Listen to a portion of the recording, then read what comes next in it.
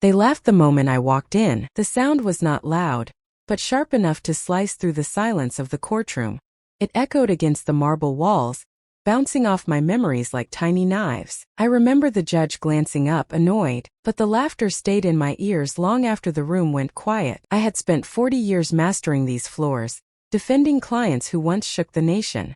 Now I stood here alone, accused of the very crime I had warned others against: fraud. They said I forged documents. They said my mind was slipping. They said I was too old to handle complex cases anymore. And the cruelest part, those words came from people I had trained myself. As the prosecutor adjusted his tie, I saw my reflection on the polished table.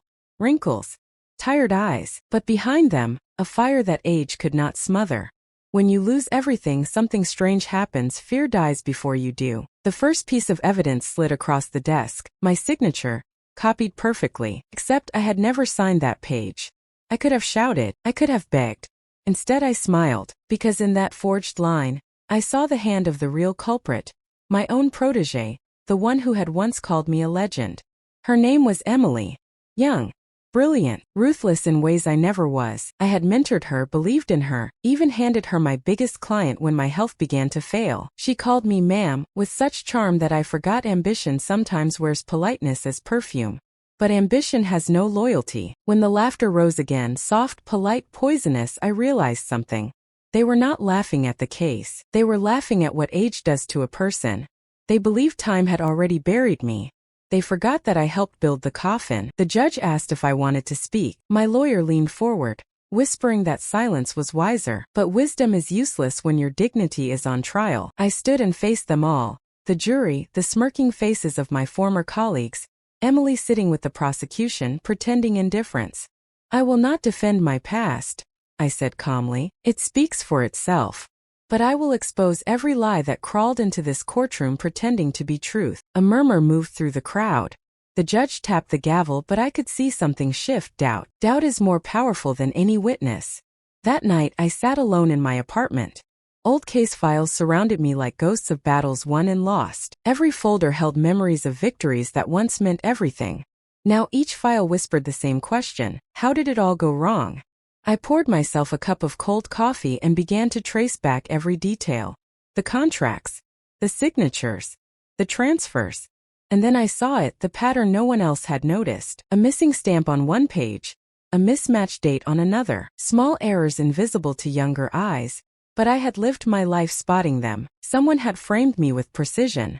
Someone who knew my habits, my shortcuts, my trust. Only one person fit that description. The next morning, I walked into my old firm unannounced. The receptionist froze. No one expected to see me again after the public humiliation. But I had come not to beg, to observe. I watched Emily giving orders from my old office.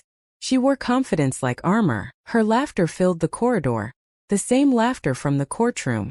Every intern stared at her with the admiration I once earned. She caught sight of me and froze for a heartbeat, then smiled as if seeing a ghost. "Come to say goodbye?" she asked. "Not yet," I replied. "I came to see how much dust settles when truth is buried." She laughed again. "You should retire before you embarrass yourself further." I leaned closer. "I already have been embarrassed. That part is over. Now it is your turn." Her smile faltered. For the first time I saw fear flicker in her eyes. It was brief but real. And that was enough to feed my will. As I walked out, a younger associate whispered, "She is finished." I turned back and said, "Do not mistake silence for defeat. I built this place on silence." When I reached home, I opened a locked drawer, one I had not touched in years. Inside lay an old recorder, a relic from the days before digital files ruled the courts. I had used it to keep private copies of every major meeting, a habit Emily always mocked as old-fashioned. I pressed play. The static hissed before voices emerged, clear, confident, and damning. Her voice. My client's voice. My own too in the background. But what caught my breath was the line she spoke at the end of that meeting months ago. "Once she is gone, we can move everything through my channel. No one will notice." I replayed it. Again. And again. Until the weight of betrayal settled like lead in my chest. The next day I walked back into court, calm and ready. My lawyer whispered, "We have no new evidence." I whispered back, "We do now." The judge looked up as I requested permission to play a recording. Emily's eyes widened, the smirk vanished. The moment her voice filled the room, silence became heavier than any gavel strike. The laughter that had once mocked me ended there, but that was not my victory. It was only the beginning of something much darker, something that would show them all that age is not weakness. Age is patience sharpened into a weapon, and this time I was going to use it. The night after the recording played in court, the city felt different.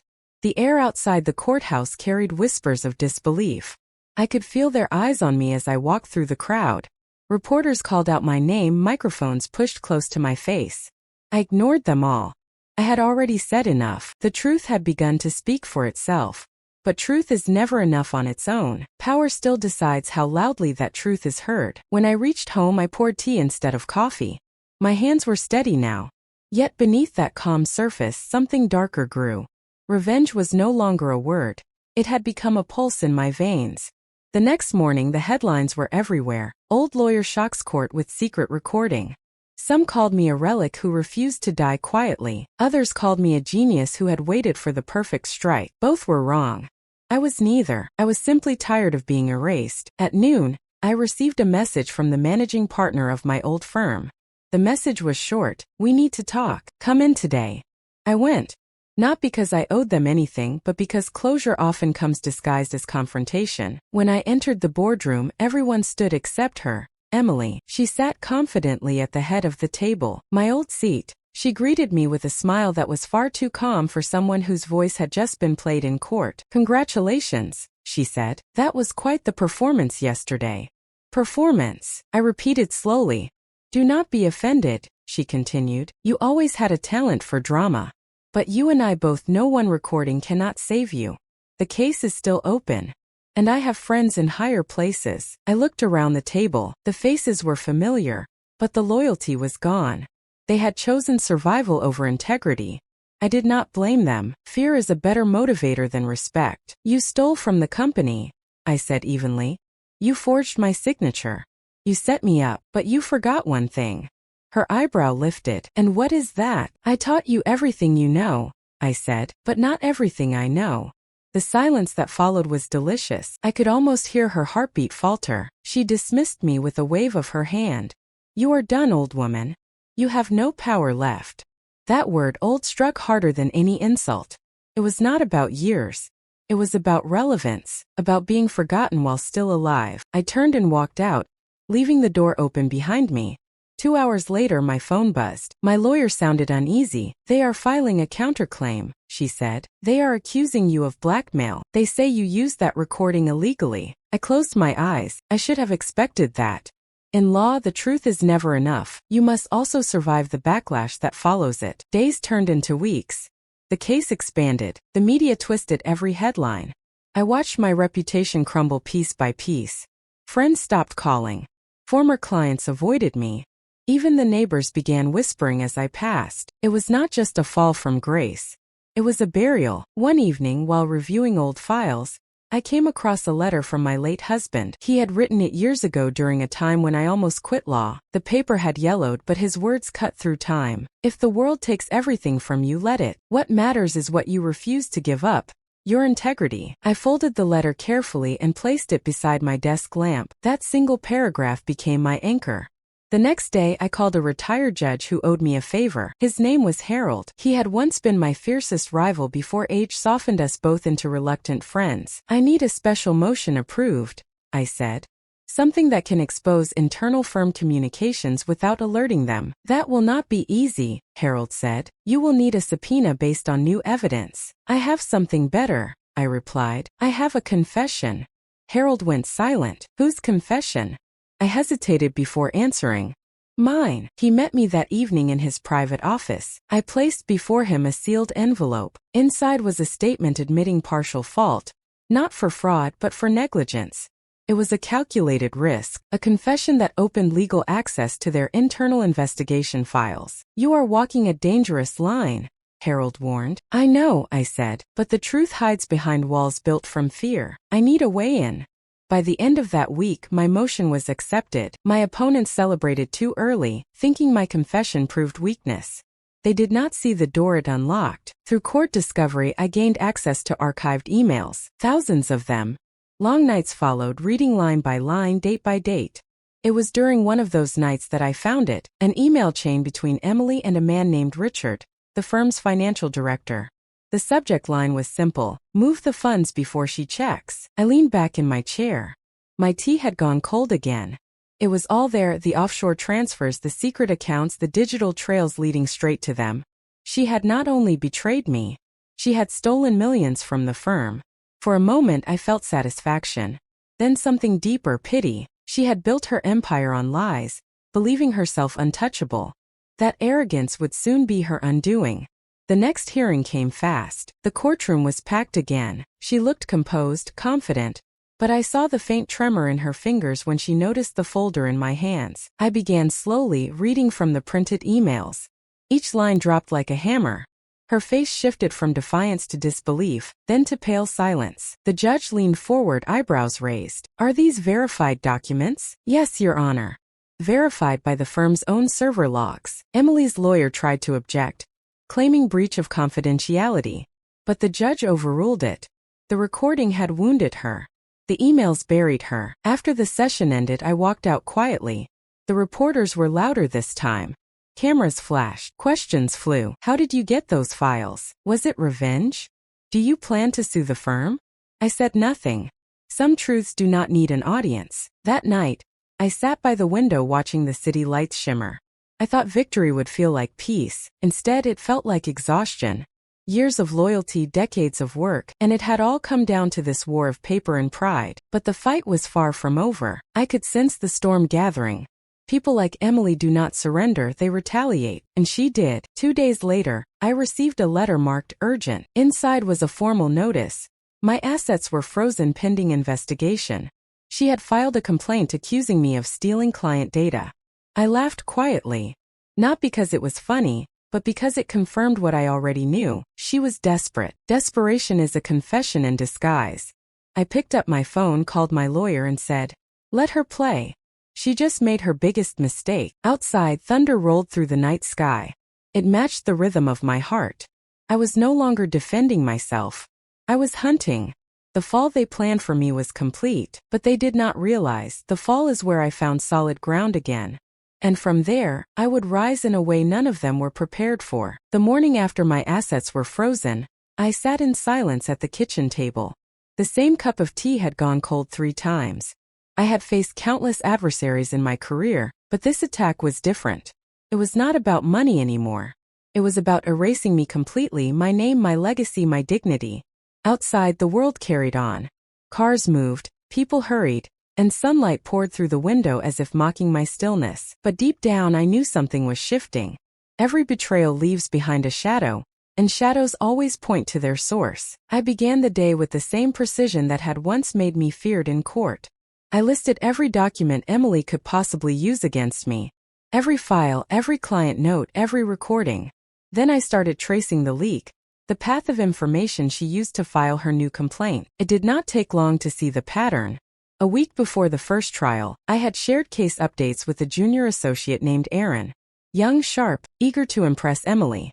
He had always asked too many questions, but I dismissed it as enthusiasm. I realized now that he had been her eyes inside my camp. I called him that afternoon. His voice trembled when he answered. "You know why I am calling," I said. There was silence. Then a soft, broken reply. "She promised she would make me partner if I helped her." "She will not," I said quietly. "She will use you and leave you exactly where you are, beneath her." He began to cry. I almost felt sorry for him. Almost. "I have proof," he whispered. "Emails. Messages. She made me forward everything from your account." That sentence was the spark I needed. Within hours, I met Aaron in a cafe far from downtown. He arrived wearing guilt like a heavy coat. His hand shook as he handed me a flash drive. "This has everything," he said. "Please, I just want this to be over." I looked him in the eyes. Nothing is ever over until the truth comes out. That night, I examined the contents of the drive. It was worse than I expected. Internal memos altered, client agreements rewritten, payment trails rerouted. Emily had built an empire of deceit brick by brick, each one polished with arrogance. At midnight, I called Harold again. I have new evidence, I said. He sighed. Do you ever sleep? Sleep is for those who feel safe, I replied. We met the next morning in his chambers. When he saw the documents, he leaned back in disbelief. If this is authentic, she is finished. It is authentic, I said. Aaron confirmed every detail. Harold rubbed his forehead. Then prepare yourself. She will strike harder now. She will not go down quietly. He was right. 2 days later, I received a call from an unknown number. The voice on the other end was calm, confident, and disturbingly familiar. Stop digging, she said. Emily, I replied, my tone steady. You are too old to play this game, she continued. Let it go before you destroy what little you have left. You already destroyed that, I said. Now I have nothing left to lose. Then you have my pity, she whispered, and the line went dead. I sat in silence, replaying her words. Pity. The word stung. She believed pity was power. She would soon learn it was poison. The next hearing was scheduled for Monday. I spent the weekend preparing with surgical focus. Every statement, every exhibit, every timeline. By Sunday night, I had memorized every document line by line. Age may slow the body, but it sharpens the mind when sharpened by rage. When the day came, the courtroom buzzed with tension. The same reporters filled the benches. Emily sat across from me, her expression cold, confident, untouched by fear. She thought she had buried me again with her new accusations. The judge entered. The bailiff called for order. The trial resumed. Emily's lawyer began his attack immediately, painting me as a manipulative relic who could not accept the end of her career. He spoke of greed, vanity, and desperation. Every word was meant to provoke me. I remained still. Then came my turn. I stood, holding the folder that Aaron had given me. Your Honor, I began. They say I am desperate. Perhaps I am.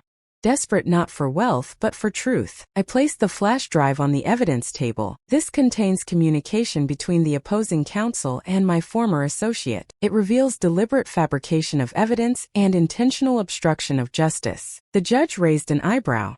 Do you have proof of authenticity? Yes, Your Honor, I said, and nodded to Harold, who stepped forward as my witness. As the contents played on the screen, the courtroom grew eerily silent. Emily's voice filled the room once more, instructing Aaron to alter files, to mislabel transactions, to leak privileged data. Her composure cracked for the first time. Her lawyer tried to object, but the judge silenced him. This court will not tolerate deceit, he said sharply.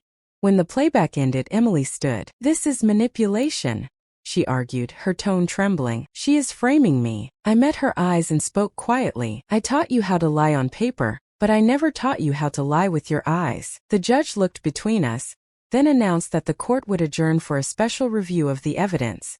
As I stepped outside, cameras flashed again. The reporters shouted questions, but my attention was drawn to one person standing near the steps. Aaron. He avoided my gaze, guilt written across his face. I walked up to him. You did the right thing, I said. He shook his head. No.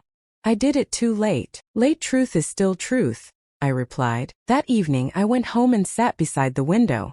The city lights reflected on the glass, creating two versions of myself, one weary, one determined. The reflection felt like a metaphor for my life, the woman I was and the one I had become. The phone rang again. It was Harold. The review is complete, he said. They confirmed everything. The judge is furious. He is ordering a full audit of the firm's finances. For a moment I could not speak. Years of betrayal had finally begun to unravel. Harold, I said softly. Thank you, he sighed. Do not thank me yet. This will destroy her, but it will also drag you through the fire. Then let it burn, I replied. That night, as I stared into the darkness, I thought about every person who had laughed at me, every colleague who called me obsolete, every client who turned away. They believed the past fades quietly, but the past never fades. It waits. The storm I had unleashed was only beginning. Emily would fight back with everything she had. She still held power, money, and allies who feared her more than the law. But fear is temporary. Evidence is permanent. And as I closed my eyes, I realized something deeper. The greatest betrayals do not come from enemies. They come from those who once promised loyalty. The shadows around me no longer frightened me. They guided me. Because in those shadows, I had finally found the path to justice. The laughter that started my downfall would soon echo again. But this time it would not be laughter at me. It would be laughter from me. The audit began within 48 hours. The firm that once celebrated Emily's brilliance now feared her name. Investigators moved through offices, seizing computers, freezing accounts, demanding access to private correspondence. Whispers spread like wildfire. Some said she was innocent, that I had orchestrated everything. Others said they always suspected her ambition was too sharp to be clean. I stayed silent. Silence was my strategy now. Let them talk. Let the truth reveal itself without my interference. Meanwhile, I spent my nights revisiting old files, retracing every moment that had led us here. Betrayal has layers, and I wanted to peel back each one until only the core remained. In one folder, I found an old photograph, Emily and me at a legal conference years ago. She had been a student then, radiant, confident, standing beside me like the future itself. I remembered her words that day, "One day I'll make you proud, ma'am." And she had, until she didn't. I stared at the photo for a long time before tearing it in half. The sound was small but final. Days turned into weeks. The court suspended all firm operations pending the audit. Rumors flooded the media. Every headline was a battle cry, each one naming me or her as the villain. Then one morning a letter arrived, an official summons. The State Bar Association was reopening my disciplinary case, not to punish me, but to consider reinstating my license. I sat back stunned. I had not even asked for reinstatement. Someone else had filed the request on my behalf. At the bottom of the page was a name, Harold. He had done it quietly without telling me. That same afternoon I went to see him. He greeted me with his usual dry humor. "You look like you've seen a ghost," he said. "You filed for my reinstatement," I replied. He smiled faintly. "The board asked for my opinion." I told them the truth, that you've done more for justice in these past months than most lawyers do in a lifetime. I sat down across from him. "Do you think they'll grant it?" "They would be fools not to," he said. "But it won't be easy. You've made enemies in high places." "I've always had enemies," I said. "It keeps me sharp." Harold laughed softly. "That it does." When I left his office, the autumn air felt different, cleaner somehow. For the first time in years, I felt a quiet sense of direction. My reputation was still scarred, my finances still frozen, but the tide had turned. That evening I received an email. No subject, no signature, just a single line. "You think you've won? Check your doorstep." I froze. Slowly I walked to the door. A small brown envelope lay on the mat. No postage, no label. I brought it inside, my hands trembling slightly.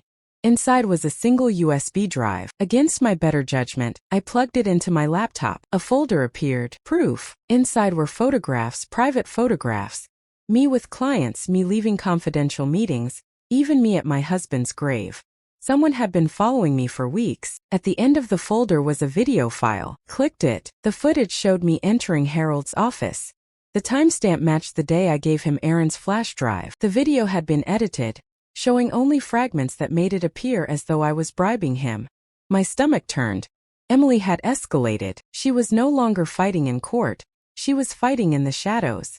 I called Harold immediately. "They're watching us," I said. "I know," he replied calmly. "I received the same envelope. What do we do?" "Exactly what we've always done," he said. "We stay one step ahead." I ended the call and sat in silence. My apartment suddenly felt smaller, darker. The walls seemed to hum with unseen eyes. I decided to act before fear could grow roots. I gathered every piece of evidence, every document, and stored them in a secure deposit box downtown. If they wanted to destroy me, they would have to find something that no longer existed within my reach. The next morning, the news exploded. Confidential footage leaked in ongoing legal war. The video had gone public. Reporters camped outside my building. They called me corrupt, manipulative, unhinged. I had no words left to defend myself. Any denial would only feed the storm. Harold called again that night. "Do not respond to the media," he said. "Let the noise pass." "But silence looks like guilt," I argued. "Only to those who already decided you're guilty," he said. "You are not fighting for them. You are fighting for truth." His voice steadied me. Days later, the investigation results came in. The court released a preliminary report, confirming that financial fraud had occurred inside the firm. Names were not yet revealed, but the implication was clear. Emily's empire was cracking. Then came the final hearing, the bar's reinstatement review. The room was smaller than the courtroom but somehow heavier with judgment. Faces I had known for decades now stared at me with cautious respect. The chairwoman began. You've been accused, vindicated, and accused again. Why should we trust you to return to practice? I paused before answering. Because I never stopped practicing, I said quietly. Justice isn't confined to a license. It's a choice we make every day, even when no one believes us. The room fell silent. The chairwoman nodded slowly. We'll deliberate. When I walked out, I saw Emily waiting in the hallway. Her eyes were cold, but her confidence had cracks now. You should have quit while you were ahead, she said. I smiled faintly. So should you. She stepped closer, lowering her voice. If I go down, I'm taking you with me. Then we'll share the same grave, I said. But I promise, mine will be engraved with truth. For the first time, she had no reply. That night, I sat alone once more, staring at the city through rain-streaked glass. The reflection of streetlights shimmered like fading memories. I thought of the girl Emily once was and the woman she became. Ambition without conscience is hunger without end, consumes everything, even itself. As midnight struck, my phone buzzed again. A message from an unknown number. Tomorrow changes everything. I stared at the words until the screen dimmed, and for the first time in months I felt fear again. Not of losing, but of what victory might cost. The message haunted me through the night. Tomorrow changes everything. I did not sleep. I sat by the window watching the city dim and breathe. The rain stopped just before dawn, leaving the streets slick and reflective, like mirrors to a life I no longer recognized. At sunrise, there was a knock at my door. 3 times, firm, deliberate.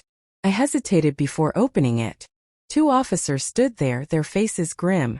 Ma'am, one of them said, we have a warrant to search your premises. My heart clenched, but I stepped aside without a word. They entered quietly, efficient and polite, but every movement felt like an accusation. They searched drawers, shelves, even the books lining the wall. I watched silently. There was nothing here to find. I had moved every document, every drive. Still, their presence filled the air with guilt I did not deserve. One officer approached, holding a sealed envelope. This was delivered to the precinct this morning, he said. Anonymous source. Contains documents linking you to offshore accounts. I took the envelope. My name was printed on it in bold black ink. When I opened it, I froze. The documents looked legitimate, account statements, wire transfers, signatures. My signatures, only they weren't mine. Someone had forged them again. But this time the forgery was perfect. Even I could barely tell the difference. Are these yours? The officer asked. No, I said firmly. They're fabricated. He nodded, perhaps sympathetically. We'll verify that. When they left, the apartment felt colder. The echo of their footsteps lingered long after the door shut. I called Harold immediately. They forged new evidence, I said. He swore under his breath. Of course they did. She's running out of options. What do we do? You stay still. Let them test it. The truth always survives the microscope, but truth moves slowly. Lies travel faster. By noon, the media had already broken the story. Disgraced lawyer linked to hidden accounts. My phone flooded with calls I did not answer. My name was once again dragged through the mud. Then, unexpectedly, I received another message, this time from Aaron. It read, you need to see this in person. Do not call me. Meet me at the pier at 6 p.m. I hesitated. Could be a trap, but something in my gut told me otherwise.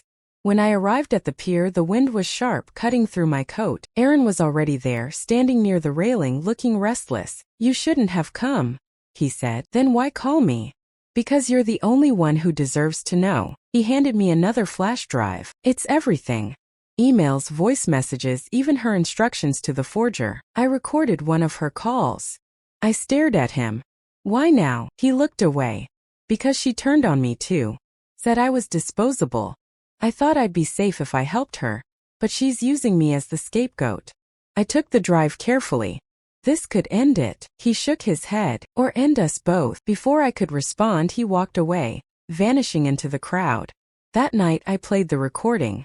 Her voice again, calm, venomous, precise. Make it identical, Emily said. She can't deny it if it looks perfect. And once the account is in her name, we'll release it to the press. The forger replied, understood. What about your share? I'll move it after she's arrested. I stopped the playback. My chest tightened, but not from fear, from fury. The next morning, I marched into Harold's office. He looked up, startled.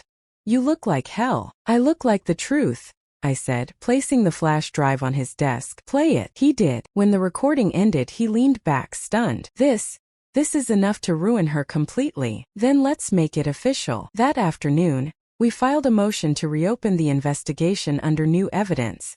The judge agreed to an emergency hearing the following day.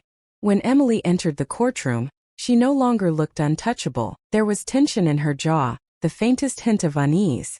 I could tell she knew. She always had instincts as sharp as mine. Her lawyer tried to delay the proceedings, claiming fabricated audio, but the judge allowed the playback. The sound of her voice filled the room again. Every word was a confession, wrapped in arrogance.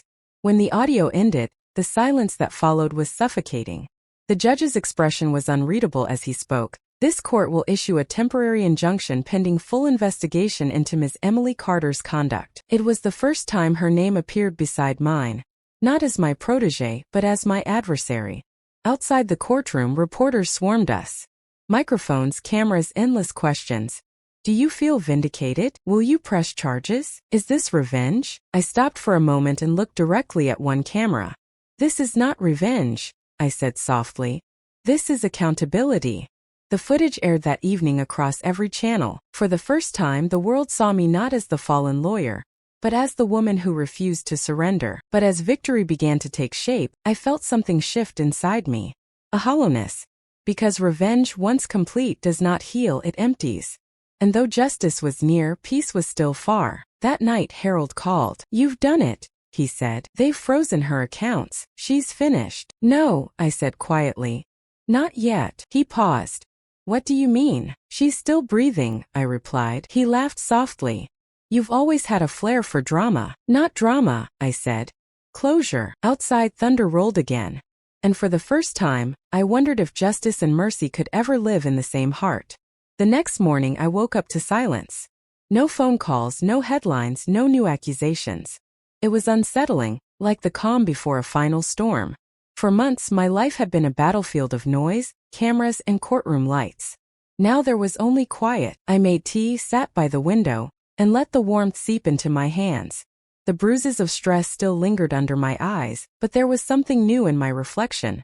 Steadiness. The city outside looked unaware of the chaos that had consumed me. People hurried to work. Buses honked. Children laughed at the corner cafe. For them, it was just another day. For me, it was the edge of everything. By noon, the doorbell rang. I opened the door to find a courier holding a white envelope marked confidential. Inside was a letter from the Bar Association.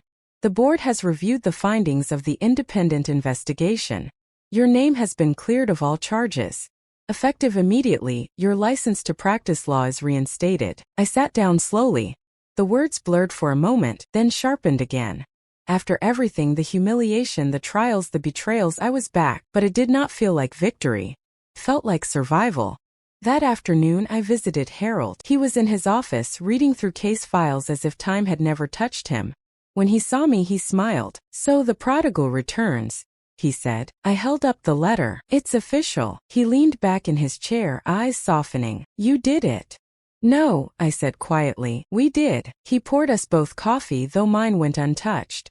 You'll have offers again. Law firms, interviews, speeches. They'll call you a hero now. I shook my head. Heroes are people who never fall. I just refused to stay down. He nodded slowly. That's the difference between legends and survivors. Before leaving, I asked him, do you ever regret staying in this world? The lies, the manipulation, the endless trials? He smiled faintly. Regret is for those who had a choice. Outside his office, the sky had turned gray. The air smelled of coming rain. I pulled my coat tighter and walked down the street, each step echoing with the memory of everything I had lost and everything I had reclaimed. That evening, my phone buzzed with a message from an unknown number. It read, "You think it's over? Meet me where it began." No signature, no name, but I knew who it was. Emily. I went anyway. The meeting place was the old courthouse rooftop, the same building where I had once given her her first chance as an intern. The city stretched below, glowing with lights and history.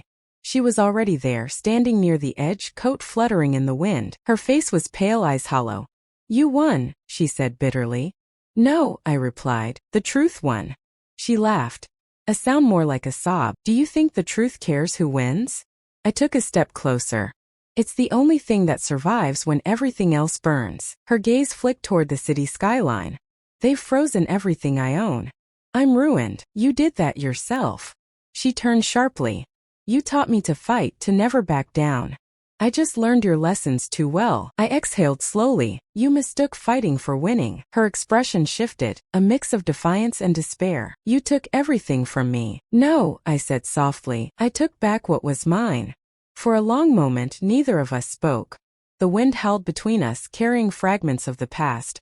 Her laughter in my office, our long nights over case files, the pride I once felt when she succeeded. Finally, she said, "What happens now? That's up to you. I have nothing left. Then you have the freedom to begin again." She looked at me, eyes wet. "Can you forgive me?" I hesitated. Forgiveness was a strange thing, heavy, fragile, undeserved, but I had learned that hate is just another kind of prison. "I already did," I said, "the day I stopped trying to destroy you." She nodded slowly, her shoulders shaking. Then, without another word, she turned and walked away into the darkness. I stayed there for a while, watching the city lights blur through the mist. The rain finally began to fall, soft, cold, cleansing. For the first time in years I felt peace, not as triumph but as release. When I returned home, the apartment was silent, but not lonely anymore. I poured myself one last cup of tea and opened my old briefcase. Inside were the remnants of my career, pens, notes, faded verdicts. I added the reinstatement letter to the pile, closed the lid and locked it. It was not an ending. It was a full circle. Months later, I received an invitation from the law school I once lectured at. They wanted me to speak to the graduating class. The topic, integrity in a changing world. I stood at the podium that spring afternoon, looking out at hundreds of young faces, ambitious, eager, unscarred by betrayal. I began simply, "Experience is not what happens to you. It's what you do with what happens to you." As I spoke, I saw her, Emily, sitting quietly in the back row. Her hair was shorter, her expression calmer. When our eyes met, she nodded once. It was not apology, not friendship, just acknowledgement. And somehow that was enough. When the lecture ended, I walked off stage, feeling lighter than I had in years. The sun streamed through the windows, warm and forgiving. For the first time, I realized something simple yet profound. I had not just survived betrayal, I had outlived it. And sometimes that is the greatest justice of all. Months passed, and life began to settle into something resembling peace. The noise of the past years faded into whispers, and the city, once a battlefield, turned into background music again. I started teaching part-time at the university. Standing before students, I saw versions of my younger self, confident, idealistic, unaware of how cruel and beautiful justice could be. Sometimes when I looked at them, I thought of Emily. I wondered where she was, what she was doing, whether she had found a way to forgive herself. One afternoon after class, a student approached me. She was nervous, clutching a notebook to her chest. "Ma'am," she said, "how do you know when you've done the right thing?" I smiled faintly. "You don't," I said. "You just live with the consequences and hope the truth recognizes you someday." She nodded slowly, as if storing the answer for a future she hadn't yet lived. That night, walking home, I passed the courthouse, the same building where my downfall began, and where my resurrection quietly followed. The lights were on, spilling through the tall glass windows. I stopped and looked up. So many battles had been fought there, so many lies dressed as truth. But I realized something. The building hadn't changed, only I had. The next morning, a letter arrived by mail, handwritten, no return address. Inside was a small piece of folded paper and a check. The paper read, "For the Gray Scholarship Fund. You said once that integrity must be taught, not assumed. Let this help someone learn it. I held the letter for a long time. Emily, she had found her own way of redemption. Quietly, anonymously, the only way that truly mattered. I stared at the check. The amount was large, almost absurdly so. Enough to fund an entire year of scholarships for underprivileged law students. For a moment I felt tears rise, but I blinked them back. I had cried enough for one lifetime. That evening, I went to the same rooftop where we had last met. The city stretched below me, vast and indifferent. The wind carried the faint sound of traffic and the distant rhythm of life continuing, with or without me. I whispered softly into the night, "We did it, you foolish girl. We both did." From that day onward, the Gray Scholarship became an annual award, given not to the brightest student, but to the one who showed the greatest courage in standing by the truth, even when it cost them everything. Every year when I handed out that award, I saw in their eyes the same fire I once saw in mine, and in hers. It was a reminder that the cycle of ambition, betrayal, and redemption never truly ends. It just changes faces. Years later, I finally retired from teaching. My hair had turned white, my hands slower, but my mind remained sharp. The law no longer defined me. It had become just one part of the story I carried. Sometimes late at night I'd open that old briefcase again. Inside were mementos of a life lived in the shadow and light of justice, the reinstatement letter, the torn photograph, and now Emily's note. I'd trace the edge of the paper with my fingers and smile. Not every story ends with forgiveness. But sometimes forgiveness is what gives the story an ending. One autumn morning I walked to the courthouse steps for the last time. The air was crisp, filled with the scent of rain and old stone. I stood there, remembering it all, the laughter, the humiliation, the fight, the truth, and then I whispered to no one in particular, "Thank you for underestimating me." Because if they hadn't, I might never have discovered who I really was. The courthouse had fallen silent after the last hearing, but the quiet outside did not follow me home. It lived inside my chest. Each breath came heavy, like my body had been carrying the weight of every lie spoken under oath. At night, the case replayed in fragments, the flicker of the projector, the sound of the gavel, Emily's trembling confession. Each scene returned sharper than it had been in the moment, as though my mind refused to let the story rest. I would wake drenched in sweat, heartbeat racing against the echo of my own name. The doctor called it exhaustion. He handed me pills and told me to rest. I nodded because it was easier than explaining that rest was the one thing I feared. When I closed my eyes, I saw signatures, dotted codes, faces of jurors frozen between disbelief and pity. The days blurred. Meals turned cold on the table. The tea kettle screamed itself empty. My hands shook when I reached for files, and sometimes I forgot what I had been searching for. Age had never frightened me before. But that month it did. I felt time pressing its hand on my shoulder, whispering that my body was losing patience with my mind. The headlines changed tone.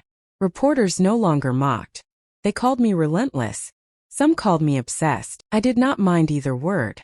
Obsession was the price of truth, and truth had begun to cost me more than sleep. One morning I found blood on the sink after brushing my teeth. A small cut on the gum, harmless, yet it startled me. I realized I had stopped looking after myself entirely. The mirror reflected someone unrecognizable. Thinner, paler, eyes sunk deep as though they were searching inward for the part of me that still believed this fight had an end. I spent that day in silence, curtains drawn. The world outside kept spinning, sirens, street vendors, traffic horns, but inside there was only the hum of an overworked mind. I thought about the early years when my husband was still alive. He used to tell me that truth, like iron, demanded forging. It required fire and patience. But if you stayed too long in the flame, even iron melted. That evening I went to his grave. I had not visited in months. The cemetery was quiet, the marble cool under my palm. I spoke softly, though I knew the wind would be my only witness. "I am close," I said, "closer than I ever thought possible. But I do not know what will be left of me when it ends." The wind did not answer, but a single leaf brushed my hand. I took that as enough. When I returned home, I found a letter slipped under the door. No signature. Only 2 lines. "You are not alone. They are afraid. Keep going." I folded it carefully and placed it inside my old case file. Someone somewhere still believed in what I was doing. That reminder steadied me. The next week brought more hearings, more statements, more nights spent hunched over transcripts until dawn. I began to notice how my body protested. The ache in my back, the tremor in my fingers when I held a pen too long.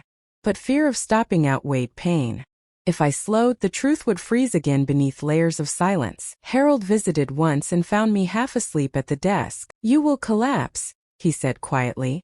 "Then I will collapse standing," I replied. He sighed, looking at the stacks of evidence covering every surface. "You have already won more than most ever dare. You can rest now." "Not yet," I said. "Not until the whole machine falls." After he left, I felt something shift inside me. Not doubt, but the ache of knowing he might be right. Every fight has a line where justice turns into obsession. I could feel my foot brushing against that line. The next morning I tried something different. I walked through the city before sunrise, just to remember what life sounded like without sirens or arguments. The streets were empty except for the bakery opening its doors.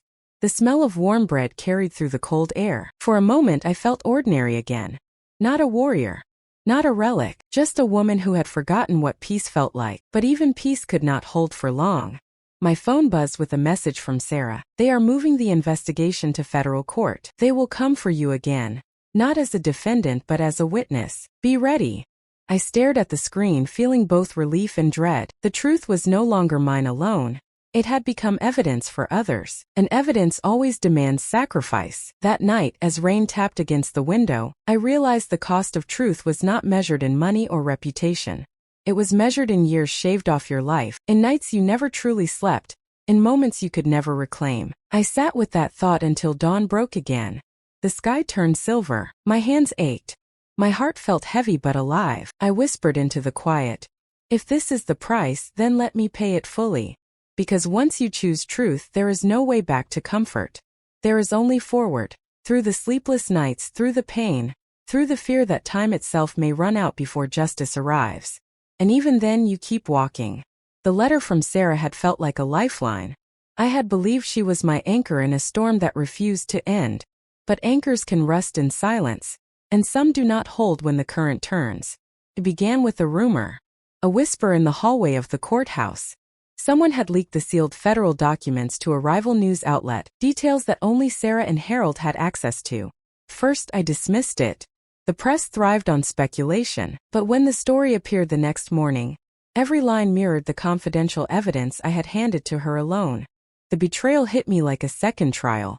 The article twisted my motives, painting me not as a fighter for justice, but as a disgraced lawyer using a media spectacle to rebuild a broken reputation. The piece quoted unnamed sources claiming I had offered bribes for testimony. Lies. Perfectly shaped lies. By noon my phone would not stop ringing. Reporters demanded statements. Former colleagues issued public apologies for ever supporting me. The district attorney delayed the next hearing, citing conflicts of interest. Harold arrived at my apartment that evening. His face carried the weight of disappointment mixed with pity. You should not have trusted anyone with those files, he said quietly. I trusted integrity, I replied. He looked away. Integrity is expensive. Most cannot afford it anymore. The silence between us grew unbearable. Finally, I asked the question that had been burning since morning. Was it you? He looked insulted, then tired. After everything we fought together, you still ask that? I have to, I said, because I have learned that betrayal always comes from the ones who say they never would. He left without another word. When the door closed, I realized how truly alone I was. That night, I sat at my desk and stared at the stacks of paper that had once meant hope. They now looked like ruins of something I had built too high. The city outside felt distant, the lights like small lies burning across the horizon. The stress finally caught my body. My vision blurred. My hands trembled. I reached for my medication but missed the glass, and it shattered on the floor. I sank to my knees, shards glinting like small verdicts. For the first time, I wondered if it was worth continuing. My mind drifted back to the first day of the trial, the laughter, the humiliation, the anger that had become my fuel. That fire now flickered low. My breath came shallow. I pressed my palms against the floor, whispering to no one, "Enough, I have given enough." The phone rang again. I ignored it. Then again. On the third ring, I answered without looking at the screen. It was Sarah. Her voice trembled. "They got to me," she said. "They threatened to release photos that could ruin my career. I did not sell you out for money. I was scared." I said nothing. Fear. That word again. It had been the reason behind every betrayal in this story. She continued. "I never meant to hurt you. But they wanted the files. They said they would destroy everything if I refused." "Who are they?" I asked. "I do not know," she whispered. "But they are not done with you." The line cut. I sat in silence for a long time. Betrayal no longer shocked me, it only numbed me. But this one was different. Sarah had not betrayed for greed or ambition. She had betrayed for survival. That realization hurt more than anger ever could. By morning, the news cycle had turned cruel again. Pundits debated whether my case was ever about justice or revenge. One commentator called me a cautionary tale about ego and age. I stopped reading after that. The next hearing loomed, but my will to fight was cracking. My health had worsened. The doctors warned me about stress, But the case had become the only thing holding me upright. Without it, I would fall completely. That evening, I stood by the window watching the rain streak down the glass. Each drop slid like a tear down the city's face. I thought of Emily sitting somewhere in custody, probably silent, probably broken. We had both been consumed by the same machine. One that rewarded silence and punished truth. A knock on the door pulled me back. When I opened it, Aaron stood there, soaked from the rain. His eyes looked haunted. "They came for me," he said. "Two men. They said if I testify again I will disappear. I cannot do this anymore." "You cannot back out now," I said. "You are already part of this." "I am sorry," he whispered. "I am leaving the city tonight." He handed me a sealed envelope. "This is everything I have left. Use it if you still can." Then he turned and walked down the stairs without looking back. Inside the envelope were handwritten notes, dates, passwords, and one torn photograph of Victor Hale standing beside a man whose face I could not fully see. On the back, Aaron had written one line, "He is still alive." The world seemed to tilt. Victor Hale had been declared dead 15 years ago. His name was carved on a grave. But if this note was true, then every assumption I had made was wrong. I tried calling Harold to tell him. No answer. I tried again. Still nothing. I called his assistant. She said he had checked out of his office unexpectedly that morning. By midnight, the fear I had buried began to claw its way back. What if this had all been orchestrated, not just by Emily, not by the firm, but by Victor himself? A ghost directing the chaos from the shadows. Sleep would not come. I sat through the night, staring at the photograph until dawn painted the sky in dull gray. The idea of continuing felt unbearable. For the first time I thought about walking away completely, letting the case collapse, letting the system swallow itself. Then my phone buzzed. A new message. No number. Only one line. "If you stop now, his name wins again." I did not know who sent it, but it pulled me back from the edge. I rose, washed my face, and looked in the mirror. The reflection that stared back was fragile, worn, and human. But behind the exhaustion I saw something flicker.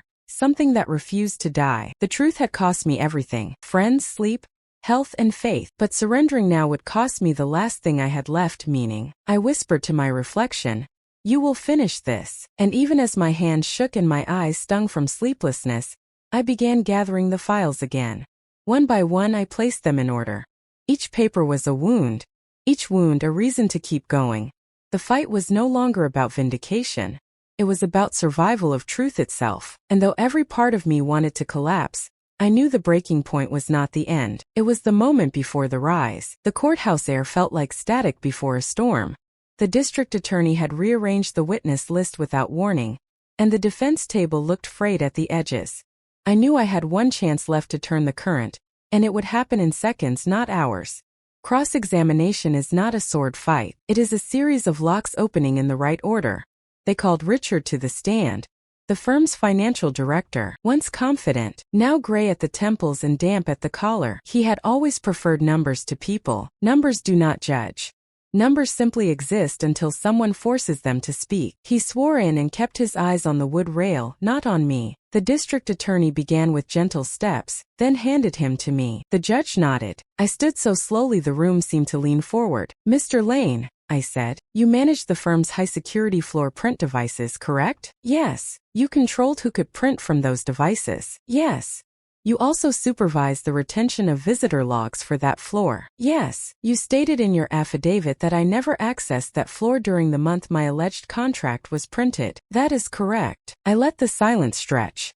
The gallery held its breath. I lifted a thin folder. "I want to show you 3 items," I said. "First, the printer microdot table mapping device IDs to serial batch codes. Second, the firm's internal device assignment list. Third, the visitor log for a date 2 weeks after you first accused me." Opposing counsel rose. "Foundation." I held up the forensic report. "Chain of custody already admitted." The judge waved me on. "Mr. Lane," I continued, "please read the device ID embedded on the contract that carries my name." He squinted at the enlarged image on the screen. "Device 3A. And who controlled device 3A? He swallowed. "I did." "And who printed from device 3A on the date marked by those dots?" He licked his lips. "The system shows a batch run, not a single user." "So multiple copies were created?" "Yes." I stepped closer to the lectern. "How many copies?"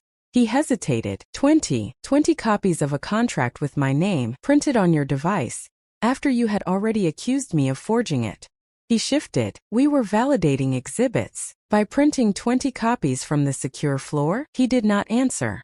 The judge stared over his glasses. I moved to the visitor log. You swore I never accessed that floor that month. Please read the fourth name on the day the 20 copies were printed. He glanced, then looked away. I cannot read that from here. Let me help you. I read it for him. Harold P. Wexler. A murmur rolled through the room. Harold was not at counsel table. He sat behind me a few rows back, face expressionless. Mr. Lane, I said, why would a retired judge visit the secure floor the day you printed 20 copies of a contract that had already been entered into evidence against me? Opposing counsel objected. Speculation. Sustained. Time for the lock to turn. Mr. Lane, I said, did you meet with the district attorney in chambers at 8 this morning? He blinked. No, I lifted a sealed sheet. The judge had authorized its use if needed. Your Honor, may I approach the witness with his signed proffer summary? Opposing counsel lunged to his feet. Objection. Overruled. The judge said, voice flat. Bring it. I placed the sheet before Richard. Please confirm your signature. He stared at it as if it had been written by a stranger. It is mine. Please read the first sentence aloud. His voice was a threat. I admit that I coordinated the printing and movement of documents mislabeled as legacy clearances at the direction of senior partners. The gallery gasped. The sound was not loud. It was deep, like a room remembering how to breathe. Thank you, I said. Now read the second paragraph. He hesitated. The judge leaned forward. Read it. I admit that I informed the board that the contract bearing my name was a placeholder assembled from old sections to create pressure during negotiations. Opposing counsel shouted for a sidebar. The judge shook his head. Sit down. I did not raise my voice. I did not need to. Mr. Lane, who gave that direction? He stared at the back wall. 2 board members. Name them. He said their names. Those names had appeared in whispers for months. Hearing them land on public record was like hearing a verdict. I kept my pace. Did you meet with another person the week those copies were printed? Yes. Is that person alive today? The room shrank. He looked at me, eyes suddenly wet. Yes. State the name. He closed his eyes. Victor Hale. A low thunder moved through the benches. Someone dropped a pen. The judge struck the gavel once, not to scold, but to anchor the room to time. Mr. Lane, I said, you signed an affidavit years ago that Victor was deceased. The death certificate was a misdirection. Who arranged it? The board. Why? To keep the structure intact. I nodded once. No further questions on that point. I turned, took 2 steps, then pivoted back. The countermove needed one final key. Your Honor, I said, based on the witness's sworn proffer and the testimony today, I move for application of the crime-fraud exception to pierce privilege over communications between the named board members Mr. Lane, Ms. Emily, outside counsel, and any consultant operating under the Koval umbrella.